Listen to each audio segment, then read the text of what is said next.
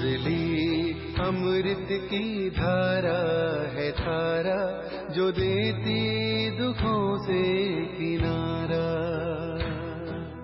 मुरली अमृत की धारा है धारा, जो देती दुखों से किनारा। भूले जीवन में हो जाए शिव बाबा मुरली में समझाए। भूले जीवन में हो जाए शिव बाबा। ओम शांति। आज की तारीख है 8/6/2024 के बाबा के साकार महावाक्य। मीठे बच्चे याद से विक्रम विनाश होते हैं, ट्रांस से नहीं। ट्रांस तो पाई पैसे का खेल है, इसलिए ट्रांस में जाने की आश नहीं रखो। बाबा ने प्रश्न पूछा। माया के भिन्न भिन्न रूपों से बचने के लिए बाप सब बच्चों को कौन सी एक सावधानी देते हैं? बाबा ने उत्तर दिया, मीठे बच्चे, ट्रांस की आश मत रखो। ज्ञान योग में ट्रांस का कोई कनेक्शन नहीं। मुख्य है पढ़ाई। कोई ट्रांस में जाकर कहते हैं हमारे में मम्मा आई, बाबा आया। यह सब सूक्ष्म माया के संकल्प हैं, इनसे बहुत सावधान रहना है। माया के बच्चों में प्रवेश कर उल्टा कार्य करा देती है, इसलिए ट्रांस की आश नहीं रखनी है। ओम शांति। मीठे मीठे रूहानी बच्चे यह तो समझ गए हैं कि एक तरफ है भक्ति, दूसरे तरफ है ज्ञान। भक्ति तो अथाह है और सिखाने वाले अनेक हैं। शास्त्र भी सिखाते हैं, मनुष्य भी सिखाते हैं। यहाँ ना कोई शास्त्र है ना मनुष्य है। यहाँ सिखाने वाला एक ही रूहानी बाप है, जो आत्माओं को समझाते हैं। आत्मा ही धारण करती है। परम पिता परमात्मा में यह सारा ज्ञान है। 84 के चक्कर का उनमें नॉलेज है, इसलिए उनको भी सब दर्शन चक्करधारी कह सकते हैं। हम बच्चों को भी वह सब दर्शन चक्करधारी बना रहे हैं।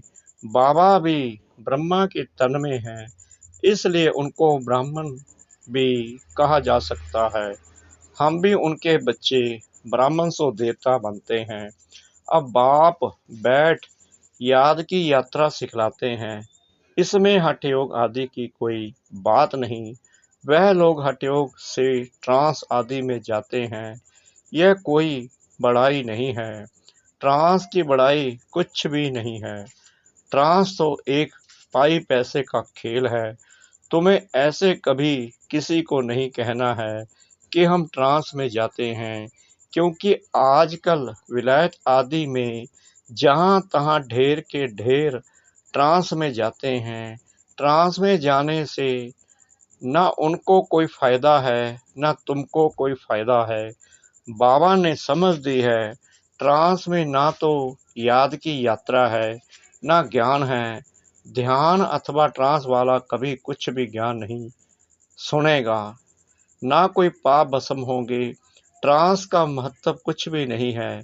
बच्चे योग लगाते हैं, उनको कोई ट्रांस नहीं कहा जाता है।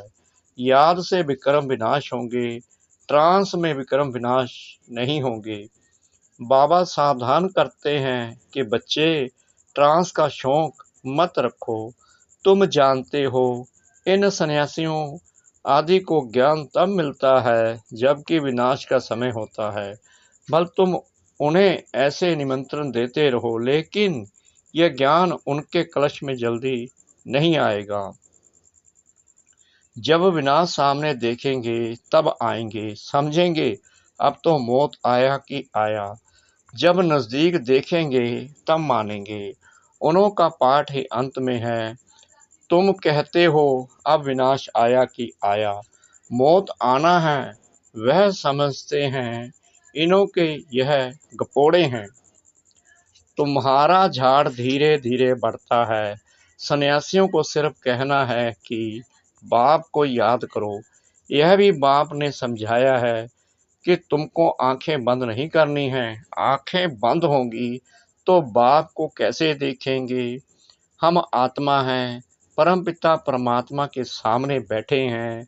वह देखने में नहीं आता है, लेकिन यह ज्ञान बुद्धि में है। तुम बच्चे समझते हो, परमपिता परमात्मा हमको पढ़ा रहे हैं। इस शरीर के आधार से ध्यान आदि की कोई बात ही नहीं। ध्यान में जाना कोई बड़ी बात नहीं है। यह भोग आदि की ड्रामा में सब नूंद है। सर्वेंट बन भोग लगाकर आते हो। जैसे सर्वेंट लोग बड़े आदमी को खिलाते हैं, तुम भी सर्वेंट हो। देवताओं को भोग लगाने जाते हो। वह है फरिश्ते, वहाँ मम्मा बाबा को देखते हैं। वह संपूर्ण मूर्ति भी एम ऑब्जेक्ट है। उनको ऐसा फरिश्ता किसने बनाया? बाकी ध्यान में जाना तो कोई बड़ी बात नहीं है। जैसे यहाँ शिव बाबा तुमको पढ़ाते हैं, वैसे वहाँ भी शिव बाबा इन द्वारा कुछ समझाएंगे। सूक्ष्म वतन में क्या होता है, यह सिर्फ जानना होता है। बाकी ट्रांस आदि को कुछ भी महत्व नहीं देना है। कोई को ट्रांस दिखलाना, यह भी बचपन है। बाबा सबको सावधान करते हैं, ट्रांस में मत जाओ। इसमें भी कई बार माया प्रवेश हो जाती है। यह पढ़ाई है। कलप कलप बाप आकर तुमको पढ़ाते हैं। अभी है संगम युग, तुमको ट्रांसफर होना है। ड्रामा के प्लान सार तुम पाठ बजा रहे हो। पाठ की महिमा है, बाप आकर पढ़ाते हैं ड्रामा अनुसार। तुमको बाप से एक बार पढ़कर मनुष्य से देवता जरूर बनना है। इसमें बच्चों को तो खुशी होती है। हम बाप को भी और रचना के आदि मध्य अंत को भी जान गए हैं। बाप की शिक्षा पाकर बहुत हर्षित होना चाहिए।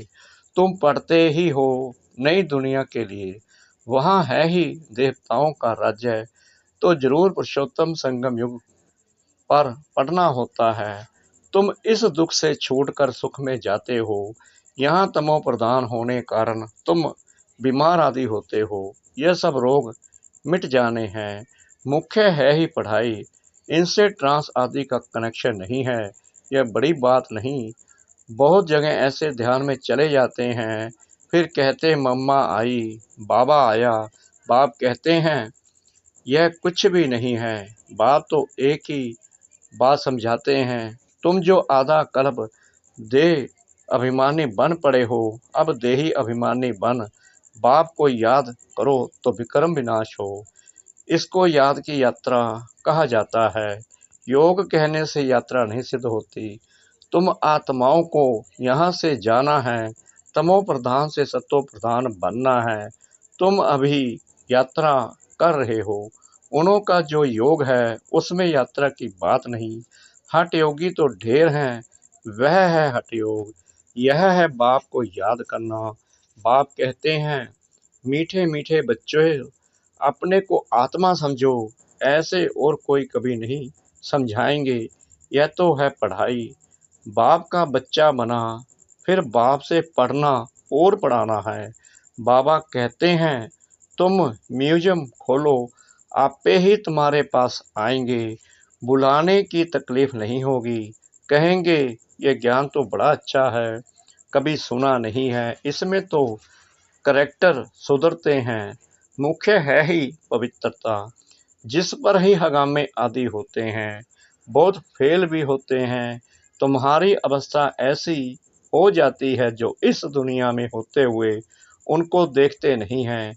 खाते पीते भी तुम्हारी बुद्धि उस तरफ हो। जैसे बाप नया मकान बनाते हैं तो सबकी बुद्धि नए मकान तरफ चली जाती है ना। अभी नई दुनिया बन रही है। बेहद का बाप बेहद का घर बना रहे हैं। तुम जानते हो हम स्वर्गवासी बनने के लिए पुरुषार्थ कर रहे हैं। अब चक्कर पूरा हुआ है। अब हमको घर और स्वर्ग में जाना है, तो उसके लिए पावन भी जरूर बनना है।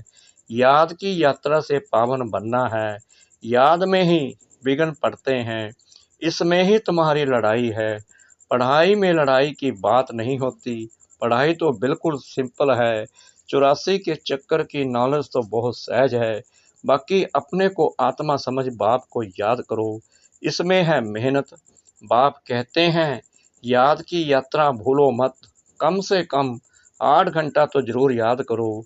शरीर निर्वाह के लिए कर्म भी करना है, नींद भी करनी है, सहज मार्ग है ना। अगर कहे नींद ना करो तो यह हठ योग हो गया। हठ योगी तो बहुत हैं, बाप कहते हैं उस तरफ कुछ भी नहीं देखो, उससे कुछ फायदा नहीं। कितने हठ योग आदि सिखलाते हैं, ये सब है मनुष्य मत। तुम आत्माएं हो, आत्मा ही शरीर ले पाठ बजाती है, डॉक्टर आदि बनती है, परंतु मनुष्य देह अभिमानी बन पड़े हैं। मैं फलाना हूँ, अभी तुम्हारी बुद्धि में है। हम आत्मा हैं, बाप भी आत्मा है। इस समय तुम आत्माओं को परम पिता पढ़ाते हैं, इसलिए गायन है आत्माएं परमात्मा अलग रहे बहुकाल, कलब कलब मिलते हैं। बाकी जो भी सारी दुनिया है वह सब देह अभिमान में आकर देह समझकर ही पढ़ते पढ़ाते हैं। बाप कहते हैं मैं आत्माओं को पढ़ाता हूँ, जज बैरिस्टर आदि भी आत्मा बनती है। तुम आत्मा सतो प्रधान पवित्र थे, फिर तुम पाठ बजाते बजाते सब पतित बने हो। तब पुकारते हो बाबा आकर हमको पावन आत्मा बनाओ। बाप तो है ही पावन, ये बात जब सुने तब धारणा हो। तुम बच्चों को धारणा होती है तो तुम देवता बनते हो, और कोई की बुद्धि में बैठेगा नहीं, क्योंकि यह है नई बात, यह है ज्ञान, वह है भक्ति। तुम भी भक्ति करते करते देह अभिमानी बन जाते हो। अब बाप कहते हैं बच्चे आत्म अभिमानी बनो। हम आत्माओं को बाप इस शरीर द्वारा पढ़ाते हैं। घड़ी घड़ी याद रखो, यह एक ही समय है जब आत्माओं का बाप परम पिता पढ़ाते हैं। बाकी तो सारे ड्रामा में कभी पाठ ही नहीं है, सिवाय इस संगम युग के। इसलिए बाप फिर भी कहते हैं मीठे मीठे बच्चों, अपने को आत्मा निश्चय करो, बाप को याद करो। यह बड़ी ऊंची यात्रा है, चढ़े तो चाके बैकुंठ रस, विकार में गिरने से एकदम चकनाचूर हो जाते हैं। फिर भी स्वर्ग में तो आएंगे, लेकिन पद बहुत कम होगा। यह राजाई स्थापन हो रही है, इसमें कम पद वाले भी चाहिए। सब थोड़ी ज्ञान में चलते हैं, फिर तो बाबा को बहुत बच्चे मिलने चाहिए। अगर मिलते हैं तो भी थोड़े टाइम के लिए। तुम माताओं की बहुत महिमा है, वंदे मातरम भी गाया जाता है। जगत अम्बा का कितना बड़ा भारी मेला लगता है, क्योंकि बहुत सर्विस की है। जो बहुत सर्विस करते हैं वह बड़ा राजा बनते हैं। दिलवाड़ा मंदिर में तुम्हारा ही यादगार है। तुम बच्चियों को तो बहुत टाइम निकालना चाहिए। तुम भोजन आदि बनाती हो तो बहुत शुद्ध भोजन याद में बैठ बनाना चाहिए, जो किसको खिलाए तो उनका भी हृदय शुद्ध हो जाए। ऐसे बहुत थोड़े हैं जिनको ऐसा भोजन मिलता होगा। अपने से पूछो, हम शिव बाबा की याद में रहकर भोजन बनाते हैं, जो खाने से ही उनके हृदय पिघल जाए। घड़ी घड़ी याद भूल जाती है। बाबा कहते हैं भूलना भी ड्रामा में नूंद है, क्योंकि तुम 16 कला तो अभी बने नहीं हो, संपूर्ण बनना जरूर है। पूर्णिमा के चंद्रमा में कितना तेज होता है, फिर कम होते होते लकीर जाकर रहती है, घोर अंधेरा हो जाता है, फिर घोर सोजना। यह विकार आदि छोड़ बाप को याद करते रहेंगे तो तुम्हारी आत्मा संपूर्ण बन जाएगी। तुम चाहते हो महाराजा बने, परंतु सब तो बन ना सके। पुरुषार्थ सबको करना है, कोई तो कुछ पुरुषार्थ नहीं करते, इसलिए महारथी घोड़े सवार प्यादे कहा जाता है। महारथी घोड़े होते हैं, प्रजा व लश्कर जितना होता है उतने कमांडर्स व मेजर्स नहीं होते हैं। तुम्हारे में भी कमांडर्स, मेजर्स, कैप्टन हैं, प्यादे भी हैं। तुम्हारी भी है रूहानी सेना है ना, सारा मदार है याद की यात्रा पर, उनसे ही बल मिलेगा। तुम हो गुप्त वारियस, बाप को याद करने से विकर्मों का जो किचड़ा है वह भस्म हो जाता है। बाप कहते हैं धंधा धोरी बल करो, बाप को याद करो। तुम जन्म जन्मांतर के आशिक हो, एक माशूक के, अब वह माशूक मिला है तो उनको याद करना है। आगे भल याद करते थे परंतु विक्रम विनाश थोड़ी ही होते थे। बाप ने बताया है तुमको यहाँ तमो प्रधान से सतो प्रधान बनना है, आत्मा को ही बनना है। आत्मा ही मेहनत कर रही है। इसी जन्म में तुम्हें जन्म जन्मांतर की मैल को उतारना है। यह है मृत्यु लोक का अंतिम जन्म, फिर जाना है अमर लोक। आत्मा पावन बनने बिगड़ तो जा नहीं सकती। सबको अपना अपना हिसाब किताब चुकतू करके जाना है। अगर सजाएं खाकर जाएंगे तो पद कम हो जाएगा। जो सजा नहीं खाते हैं वह सिर्फ माला के 8 दाने कहे जाते हैं। 9 रत्नों की ही अंगूठी आदि बनती है। ऐसा बनना है तो बाप को याद करने की बहुत मेहनत करनी है। अच्छा, मीठे मीठे सिकलते बच्चों प्रति माता पिता बाप दादा का याद प्यार और गुड मॉर्निंग। रूहानी बाप की रूहानी बच्चों को नमस्ते। हम रूहानी बच्चों की रूहानी बाप दादा को श्रद्धा भरी प्रेम भरी नमस्ते। शुक्रिया बाबा, शुक्रिया बाबा, शुक्रिया बाबा इस मीठी मीठी मीठी मुरली के लिए। धारणा के लिए मुख्य सार नंबर 1, संगम युग पर स्वयं को ट्रांसफर करना है। पढ़ाई और पवित्रता की धारणा से अपने करैक्टर सुधारने हैं। ट्रांस आदि का शौक नहीं रखना है। नंबर 2, शरीर निर्वाह अर्थ कर्म भी करना है, नींद भी करनी है। हठ योग नहीं है, लेकिन याद की यात्रा को कभी भूलना नहीं है। योग युक्त होकर ऐसा शुद्ध भोजन बनाओ और खिलाओ जो खाने वाले का हृदय शुद्ध हो जाए। वरदान सतगुरु परमपिता परमात्मा जी का। अपनी सूक्ष्म शक्तियों पर विजयी बनने वाले राज ऋषि सब राज्याधिकारी आत्मा भव। कर्मेंद्रिय जीत बनना तो सहज है, लेकिन मन बुद्धि संस्कार इन सूक्ष्म शक्तियों पर विजयी बनना यह सूक्ष्म अभ्यास है। जिस समय जो संकल्प जो संस्कार इमर्ज करने चाहें वही संकल्प वही संस्कार सहज अपना सकें, इसको कहते हैं सूक्ष्म शक्तियों पर विजय अर्थात राज ऋषि स्थिति। अगर संकल्प शक्ति को ऑर्डर करो कि अभी अभी एकाग्रचित हो जाओ तो राजा का ऑर्डर उसी घड़ी उसी प्रकार से मानना, यही है राज्याधिकार की निशानी। इसी अभ्यास से अंतिम पेपर में पास होंगे। स्लोगन सेवाओं से जो दुआएं मिलती हैं यही सबसे बड़े से बड़ी देन है। सेवाओं से जो दुआएं मिलती हैं यही सबसे बड़े से बड़ी देन है। ओम शांति।